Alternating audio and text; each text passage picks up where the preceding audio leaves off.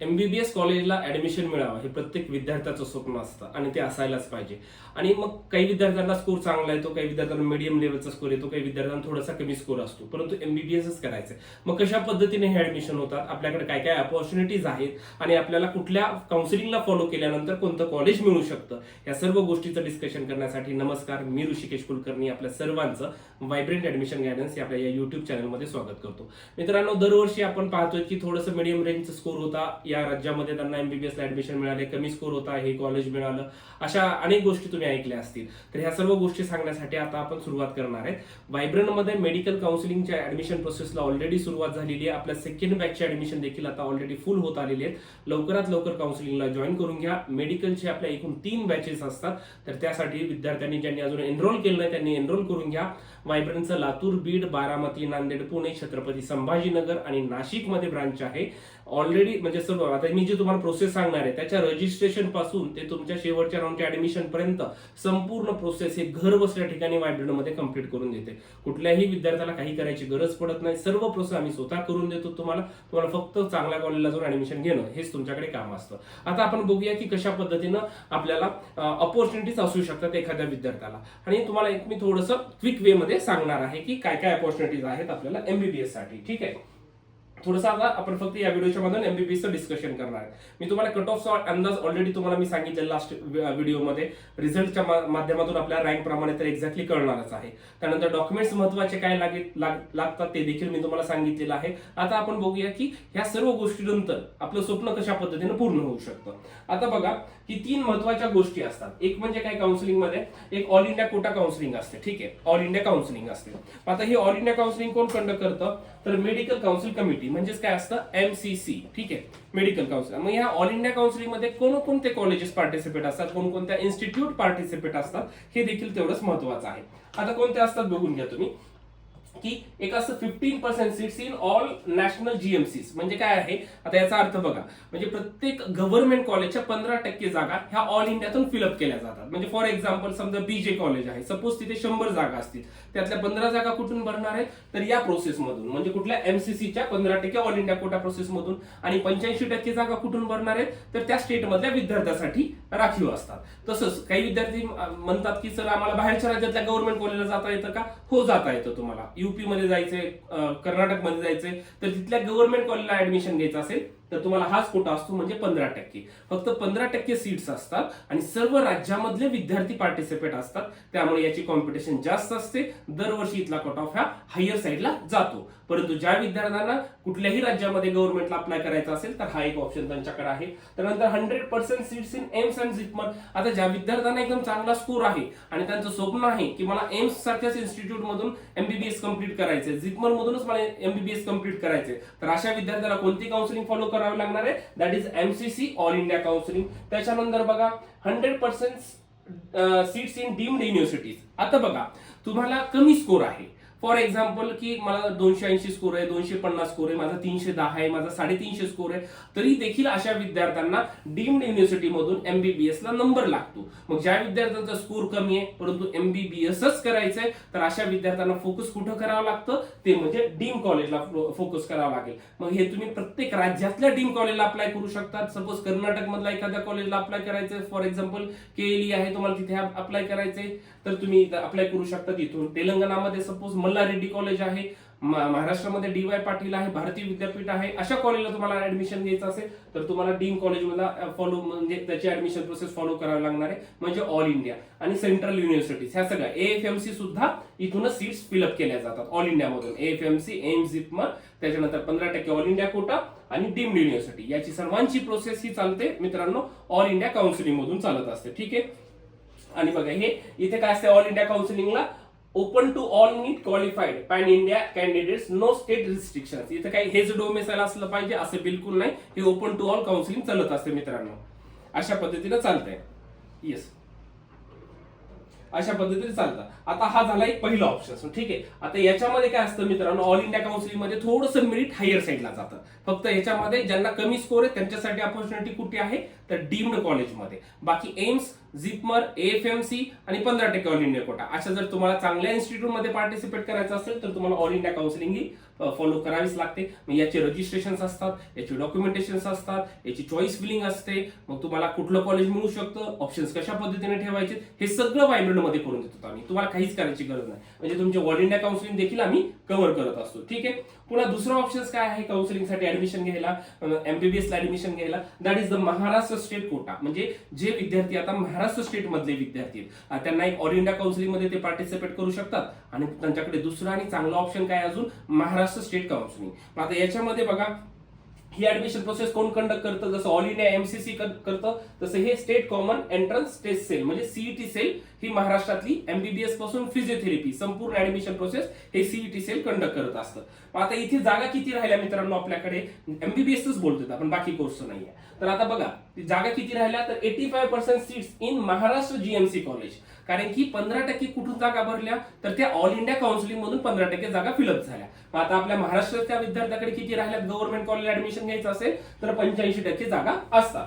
त्याच्यानंतर काय अजून महाराष्ट्रामध्ये कुठले कॉलेज आहेत, तर 100% सीट्स इन इन्स्टिट्यूशनल और प्रायव्हेट कॉलेजेस. बघा म्हणजे जे काही सेमी गव्हर्नमेंट कॉलेज म्हणजे त्याला प्रायव्हेट कॉलेज म्हणतात, जसे की फॉर एक्झाम्पल काशीबाई नवले आहे, तेरणा मेडिकल कॉलेज आहे, केजी सोमय्या आहे, दीज आर द प्रायव्हेट म्हणजे सेमी गव्हर्नमेंट कॉलेजेस. इथे काय आहे 100% सीट्स ह्या महाराष्ट्रातल्या विद्यार्थ्यांसाठी असतात. त्यातल्या 15% सीट्स काय आहेत, ह्या इन्स्टिट्यूशनल म्हणजे मॅनेजमेंटच्या सीट आहेत. त्या सीटवर सर्व कुठलेही विद्यार्थी येऊ शकतात. ठीक आहे. आणि 85% जागा ह्या बाय मेरिटच फिलअप केल्या जातात. मग आता याचा कट ऑफ मी तुम्हाला सांगितलं, जसं की लास्ट इयरचा सेमी गव्हर्नमेंट कितीला क्लोज झालं होतं, 472 मार्क्सला, आणि गव्हर्नमेंट 504 मार्क्सला क्लोज झालं होतं. या वर्षीचा देखील मी तुम्हाला अंदाज सांगितलेला आहे. परंतु आता याच्यात तुम्ही ऐकलं असेल, सर कमी स्कोर होता परंतु माझ्या एका मित्राचं ऍडमिशन एखाद्या सेमी गव्हर्नमेंट कॉलेजला झालं होतं. मग हे कसं झालं, तर बघा इथे मी तुम्हाला सांगितलं इन्स्टिट्यूशनल कोटा म्हणजे आयक्यू कोटा असतो. म्हणजे अगदी 220 मार्क आहेत, 250 मार्क आहेत, 300 मार्क आहेत, 350 मार्क आहेत, तरी देखील तुम्ही चांगल्या कॉलेजला ऍडमिशन घेऊ शकतात. ते असतो इन्स्टिट्यूशनल कोटा. थोडक्यात याला मॅनेजमेंट कोटा असं म्हटलं जातं. याचं फी स्ट्रक्चर हे थोडं हेवी असतं, जास्त असतं, परंतु याचे देखील ऍडमिशन तुमचे कम्प्लीट करून दिले जातात. म्हणजे इथे देखील तुम्हाला ज्यांना कमी मार्क आहेत त्यांना देखील इथे अपॉर्च्युनिटी आहे की त्यांना चांगलं सेमी गव्हर्नमेंटला एमबीबीएस ला ऍडमिशन घेता येतं. ठीक आहे. बाकी गव्हर्नमेंटसाठी अपॉर्च्युनिटी आहे, सेमी गव्हर्नमेंटला बाय स्कोर अपॉर्च्युनिटी आहे. इथे तुम्हाला ज्यांचा राऊंड मधून नंबर लागतो त्यांना अगदी कमी फी पडते, आणि ज्यांना इन्स्टिट्यूशनल कोट्यामधून ऍडमिशन घ्यायचे कमी स्कोर आहे त्यांना थोडंसं फी स्ट्रक्चर हेवी जातं, ते देखील तुमचे ऍडमिशन पण होऊ शकतात. ठीक आहे.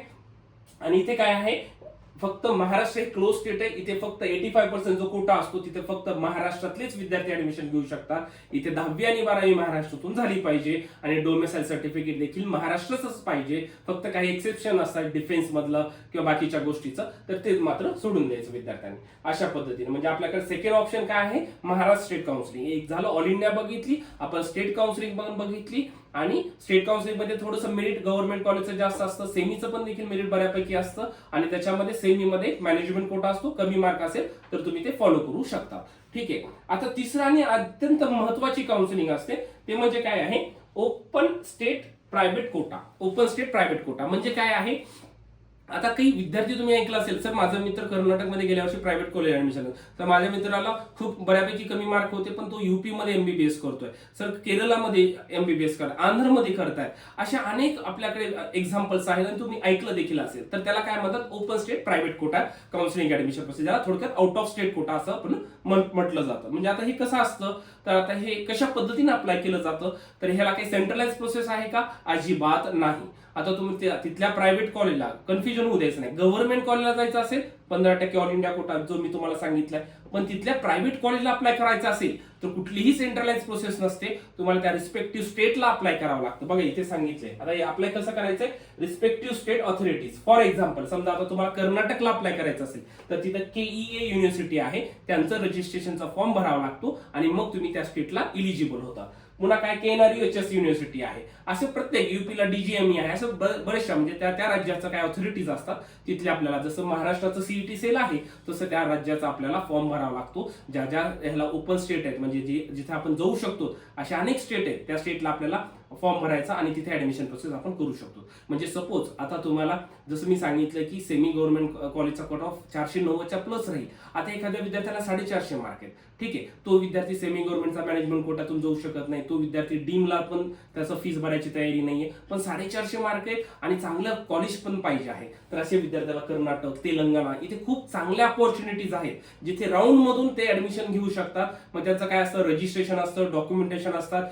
तिथले रँक्स येतात आणि त्याच्यानंतर मग कॉलेजचे ऑप्शन्स द्यायचे आणि मग तुम्हाला ऍडमिशन होतं. डोनेशन वगैरे अशा पद्धतीने नाही, तुम्हाला डायरेक्ट बऱ्यापैकी स्कोर असतो. तिथले पण काही कट ऑफ्स आहेत, मी तुम्हाला ऑलरेडी शेअर करतो, आपल्या ग्रुपमध्ये विद्यार्थ्यांना मी दिलेले आणि त्याच्यानुसार त्यांचं रजिस्ट्रेशन असतं. त्याला काय म्हणतात, private institutional management quota category B6. म्हणजे आता बघा इथे दोन प्रकारचे असतात, एक बी कॅटेगरी, सी कॅटेगरी. अगदी इथे पण कमी स्कोर आलाय, अगदी 200 आले, 250 आले. इथे देखील सी कॅटेगरी म्हणजे मॅनेजमेंटची असते, तिथे जाऊन जसं तेलंगणामध्ये अनेक विद्यार्थी मॅनेजमेंटला जाऊन ऍडमिशन घेतात. असे बरेचसे ऑपॉर्च्युनिटीज तुमच्याकडे असू शकतात. परंतु महत्वाचं काय आहे, आता ज्यांना 400 मार्क आहेत, 450 मार्क आहेत, 450 मार्क आहेत, पण चांगले MBBS कॉलेज करायचे तर कर्नाटकमध्ये तुम्हाला चांगली अपॉर्च्युनिटी, अगदी तिथे 9.5 लाखापासून पुढे फी स्ट्रक्चर अवेलेबल आहे. तेलंगणामध्ये 11.5 लाखापासून 14 लाखापर्यंत फीस आहे. म्हणजे तुम्हाला एवढीच फी दरवर्षी भरायची आहे. तुम्हाला तिथे एक्स्ट्रा डोनेशन वगैरे द्यायची गरज नाहीये. सपोज 350 मार्क आहेत पण MBBSच करायचे सर, मला डीम कॉलेज पण परवडत नाहीये, मला महाराष्ट्रातला इन्स्टिट्यूशनल कोटा पण नकोय, तर अशा विद्यार्थ्याला UP हे राज्य आहे, अगदी तिथे 350 प्लस गेल्या वर्षी विद्यार्थ्यांना चांगलं कॉलेज बऱ्यापैकी मिळालेलं आहे. 14, 15, 16 लाख तिथे फी स्ट्रक्चर पडते, तेवढं फी भरायचं. हॉस्टेल मेस असतं ते फी भरायचं आणि दर वर्षाला वर्षी एवढी फी भरायची. म्हणजे असे प्रत्येक स्टेटला तुम्हाला आपल्याला जाता येतं, हे एक अपॉर्च्युनिटी. म्हणजे तुम्हाला मी सांगितलं अगदी 200 प्लस जरी स्कोर असेल तर तुम्हाला वेगवेगळ्या अपॉर्च्युनिटीज आहेत, वेगवेगळे तुम्हाला काउन्सिलिंगचे राऊंड्स आहेत, ते तुम्हाला फॉलो करावं लागतं. आता मग इथे काय असतात हे तुम्हाला मी सांगितलं.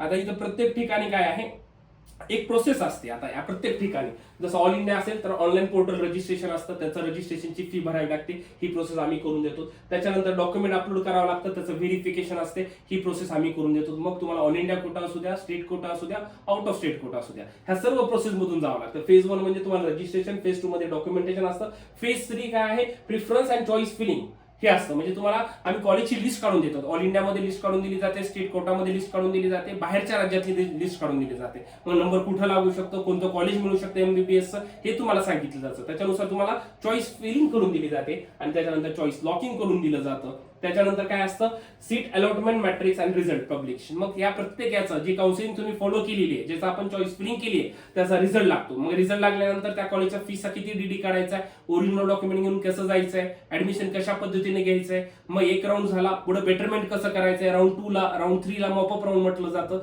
अशा प्रत्येक राऊंडला कशा पद्धतीने जायचं, पुढे कशा पद्धतीने जायचं हे आम्ही तुम्हाला सांगतो. म्हणजे याला म्हणतात counselling, anatomy counselling round and security rules. म्हणजे प्रत्येक पुढे जायल्यानंतर कशा पद्धतीने असतं. काही बाहेरच्या राज्यामध्ये डिपॉझिट असतात, मग हे डिपॉझिटचे रूल्स काय आहेत, आम्हाला डिपॉझिट वापस मिळू शकतं का, ह्या सर्व गोष्टी खूप जास्त महत्वाच्या आहेत आणि ह्या सर्व गोष्टी आम्ही तुमच्या पूर्णपणे करून देतो. म्हणजे तुमचा या फॉर्म भरण्यापासून ते ऍडमिशन पर्यंत ह्या सर्व गोष्टी आम्ही व्हायब्रंटमध्ये तुमच्या अगदी व्यवस्थित कंप्लीट करून देतो. मित्रांनो, थोडक्यामध्ये सांगायचं म्हणजे काय आहे, तुमचं जर एम आहे की MBBS कॉलेजेस ऍडमिशन घ्यायचं, तर तुम्हाला all India counselling, state counselling, out of state counselling हे 3च प्रकार तुमच्याकडे अवेलेबल आहेत. सगळ्यात चौथं एक गोष्ट असते ते म्हणजे आउट ऑफ इंडिया. याच्याबद्दल आपण आता काही डिस्कशन केलेलं नाहीये. ह्या 3 गोष्टी आहेत, याच्यातून तुम्हाला चांगल्यातलं चांगलं कॉलेज मिळतं. जरी तुमचा, मला कमेंट सेक्शन मध्ये तुमचे स्कोर सांगा, याच्यातून काय तुम्हाला अपॉर्च्युनिटी येऊ शकते, मी तुम्हाला सांगतो. बरेच विद्यार्थ्यांना माहित नसतं, पालकांना माहित नसतं की 400 मार्काला UP मध्ये नंबर येस लागतो नंबर, तुम्हाला डोनेशन द्यायची गरज नाही, काही नाही.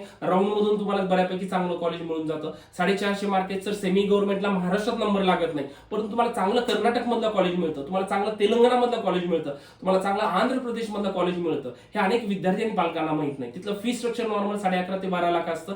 परंतु एवढं मात्र गोष्ट आहे, बाहेरच्या राज्यामध्ये आपल्याला स्कॉलरशिप अजिबात मिळत नाही. जी त्या राज्यानं ठरवलेली फीस आहे तेवढी आपल्याला पूर्ण फी भरावी लागते. बाकी स्टेट काउन्सिलिंग मध्ये आपल्याला नक्की स्कॉलरशिप मिळत असते. ह्या गोष्टी आहेत. हा पाथवे आहे तुम्हाला MBBS कॉलेज मिळवून देण्यासाठी आणि ते स्वप्न पूर्ण व्हायब्रंट मध्ये करून दिलं जातं. व्हायब्रंटचं लातूर, बीड, बारामती, नांदेड, पुणे, छत्रपती संभाजीनगर आणि नाशिकला ब्रांच आहे. आपल्या सर्व ठिकाणच्या बॅच 1 ह्या फुल झालेल्या आहेत. बॅच 2 चे ऍडमिशन ऑलमोस्ट आता फुल होत आलेले आहेत. एकूण मेडिकल काउन्सिलिंगच्या 3 बॅच असतात. त्यामुळे लवकरात लवकर एनरोल करा. तुमचे जे काही स्कोर आलेले असेल, जे काही डाऊट्स असतील ते घेऊन आमच्या ऑफिसला या. आम्ही नक्कीच तुम्हाला सर्व गोष्टीला मार्गदर्शन करूया. तुम्हाला चांगल्यातलं चांगलं कॉलेज मिळवून देण्याची नक्कीच आमची जबाबदारी आहे मित्रांनो. आणि असेच महत्त्वाचे व्हिडिओज पाहण्यासाठी आपल्या YouTube चॅनलला सबस्क्राईब करायला विसरायचं नाही. Thank you so much.